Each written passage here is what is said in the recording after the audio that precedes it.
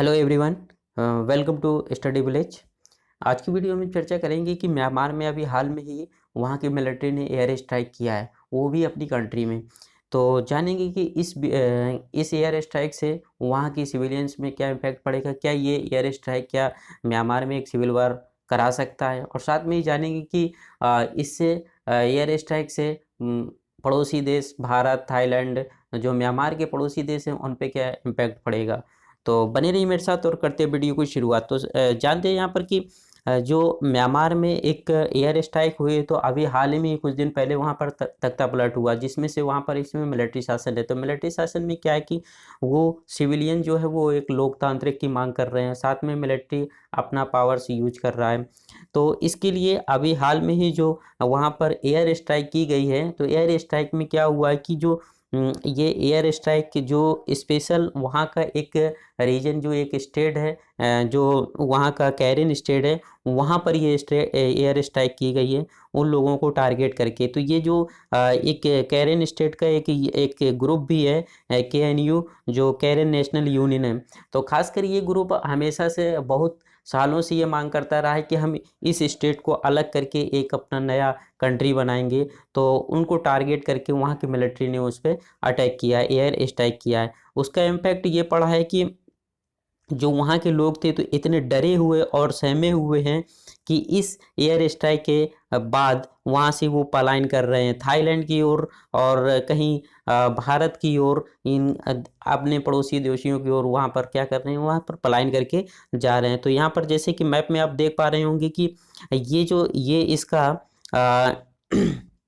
Southern part है, इसका Myanmar का, जहाँ पर ये स्टेट है, कैरिन स्टेट है, ये पार्ट है यहाँ पर। तो यहाँ पर अभी हाल में ही जो एयर स्ट्राइक की गई है, तो यहाँ के जो लोग हैं वो इतने डरे हुए और सहमे हुए सिविलियन हैं कि ये पास में जो इसका थाईलैंड पड़ता है, तो यहाँ पर ये यहाँ की ओर ये पलायन करने लगे हैं। और यहाँ पर जो थाईलैंड गवर्नमेंट है उसने साफ मना कर दिया है, वहाँ के बॉर्डर को पहुँच कर दिया है कि हम यहाँ पर शरण नहीं दे सकते हैं। और साथ में ही क्योंकि हम नहीं चाहते हैं कि म्यांमार की जो मिलिट्री है उनसे हम अपना मनमुटाव करें या हम उनसे तो इसलिए हम आपको यहाँ पर क्या करते हैं, शरण नहीं दे सकते हैं। तो थाईलैंड ने तो अपने बॉर्डर को पोस्ट कर दिया है। अब यहाँ पर साथ में ही क्या है कि जो वहाँ के थाईलैंड के पीपल्स जो हैं, तो वो बहुत सारे पीपल्स ये जो हैं कि ये हमारे इंडिया में भी आ रहे हैं। तो इंडिया में क्या किया है कि इंडिया ने भी क्या एक एडवाइजरी जारी की है।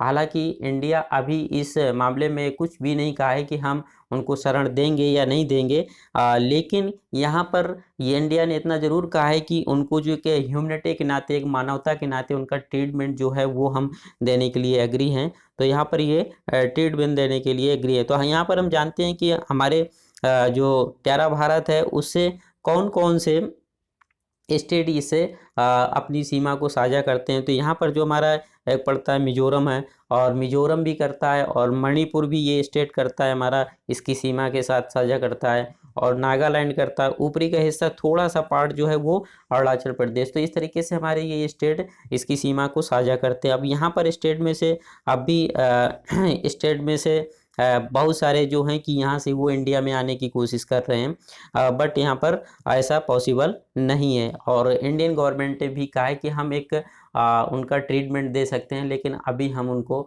एक शरणार्थी के तौर पे नहीं ले सकते हैं। तो चलिए मिलते हैं और इसके बाद में हमारा होता ही है कि इसका इम्पैक्ट क्या पड़ेगा। तो इसका इम्पैक्ट ये पड़ेगा कि हो सकता है, ये एक आर्टिकल से दिया हुआ है कि fears of civil wars this.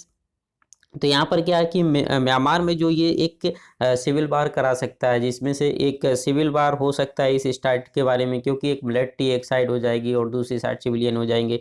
तो ये ऐसा कुछ हो सकता है।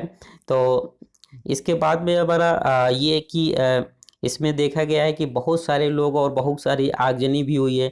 यहाँ पर छोटे बच्चे और स्कूल के बच्चे दौड़ करके अपनी जान बचा करके यहाँ पर पलायन कर रहे हैं। और साथ में ही यहाँ पर अगर देखा जाए तो मेन कारण यह है कि इस यहाँ पर देखने को मिलता है कि जो कैरियन है, यहाँ पर अगर लैंग्वेज की देखा जाए तो सबसे ज़्यादा ब्रह्मीज लैंग्वेज बोली जाती है। 65% लोग यहाँ पर जो बर्मीज है उसको बोलते हैं। कैरियन यहाँ पर 5.2% लोग जो हैं कि कैरियन भाषा की बोलते हैं। बाकी यहाँ पर चीन भाषा भी है, और इसके साथ में यहाँ पर ये मौन भाषा भी है, रैखलाइन है। तो ये भाषाएं एग्जाम की दृष्टि से पूछा जा सकता है कि कौन सी भाषा ये क्या म्यांमार में ये इस तरीके से। तो ये लैंग्वेज हमें थोड़ा सा पढ़ लेना चाहिए और याद रखना चाहिए।